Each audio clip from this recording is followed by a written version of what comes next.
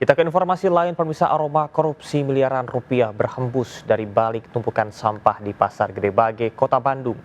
Dugaan korupsi tercium saat Wali Kota Bandung dan Gubernur Jawa Barat melakukan sidak ke pasar tersebut kemarin.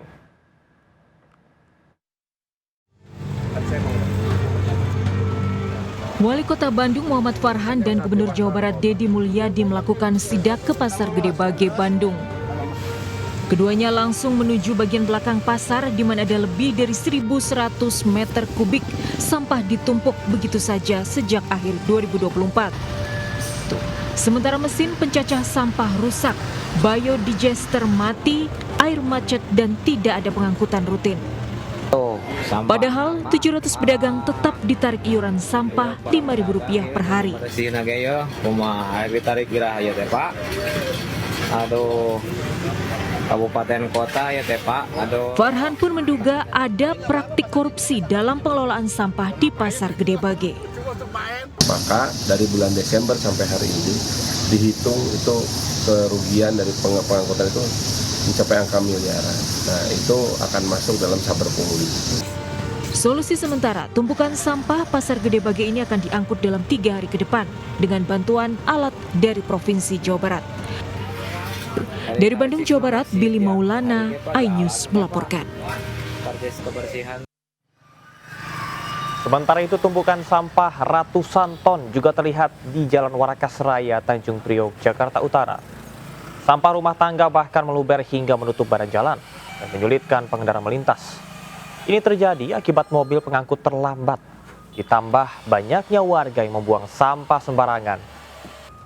Pemprov Jakarta mengerahkan alat berat dan mobil pengangkut, dan dalam 1 hari sebanyak 7 meter kubik sampah berhasil diangkut. Waspada marak penipuan lowongan pekerjaan, di Bekasi, Jawa Barat, para pencari kerja dipaksa membayar sejumlah uang, bahkan saat wartawan mendatangi lokasi, seorang pria mengancam dan mengamuk. Hati-hati guys, penipuan. Ini rukonya nih, kalau ruko di sini hati-hati dimintain duit. Sebuah video viral mengaku sebagai pencari kerja diminta membayar sejumlah uang oleh perusahaan penyalur tenaga kerja di sebuah ruko di Plaza Bekasi Jaya, Kelurahan Aren Jaya, Bekasi Timur.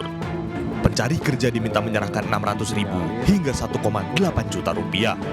Diduga penyalur tenaga kerja ini merupakan penyalur tenaga kerja bodong.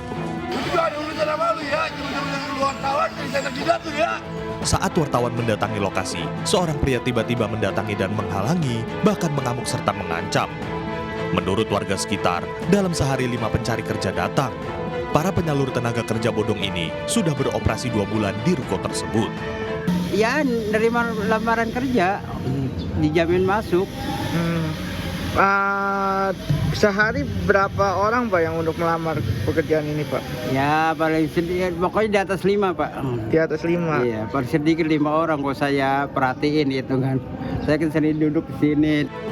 Saat Disnaker Kota Bekasi mendatangi lokasi, ruko sudah kosong.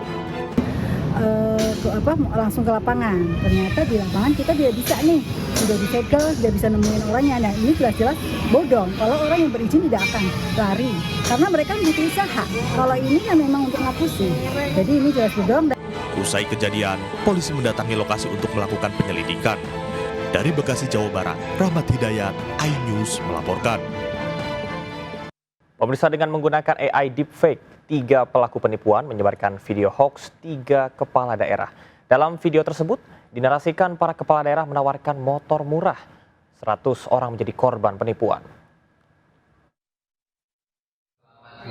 Yang sudah menemukan postingan Kang Deddy dengan harga motor Rp500.000 saja. Video 3 kepala daerah Gubernur Jawa Barat, Jawa Tengah dan Jawa Timur ini diubah pelaku menggunakan aplikasi. Belum mempunyai motor atau ingin motor baru, silakan untuk pesan motor murahnya, harganya cuma Rp500.000. Pelaku mengedit dan memanipulasi video seolah-olah para gubernur mempromosikan motor murah Rp500.000. Para tersangka berbagi peran membuat akun media sosial, mengedit video, mengunggah video hingga membuat rekening untuk menampung uang penipuan.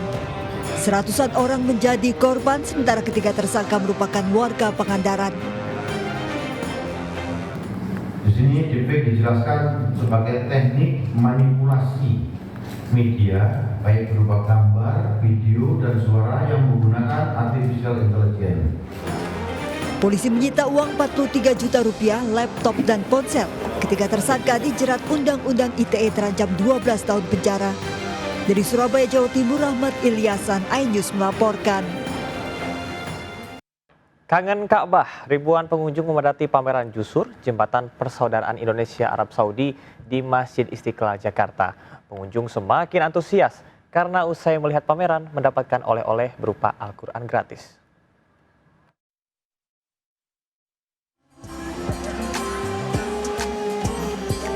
Sejak pukul 7 pagi, ratusan pengunjung mulai antre melihat pameran Hasanah Islam di halaman Masjid Istiqlal, Jakarta.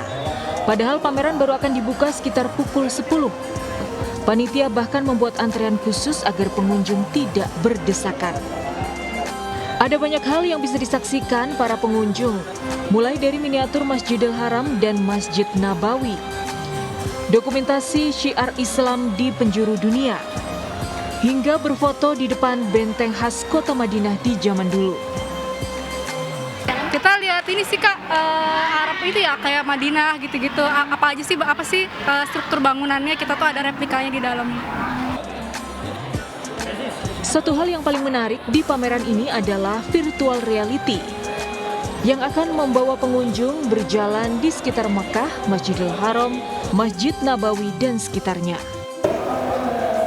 Wow, pemirsa, benar-benar saya seperti melihat secara nyata bagaimana situasi di Mekah dan Madinah. Saya juga diajari bagaimana menjalani ibadah umroh dan juga ibadah haji melalui virtual reality ini. Saya benar-benar melihat secara nyata walaupun virtual situasi di sana. Dan Anda bisa datang ke Jusur, Jembatan Persaudaraan Indonesia Arab Saudi sampai tanggal 3 Mei 2025. Dari Jakarta, Galuh Pandu Rage Firdaus, iNews melaporkan.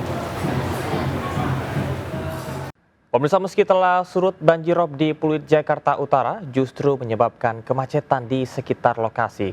Dan berikut laporan Dilami Aulia. Silahkan Dilami.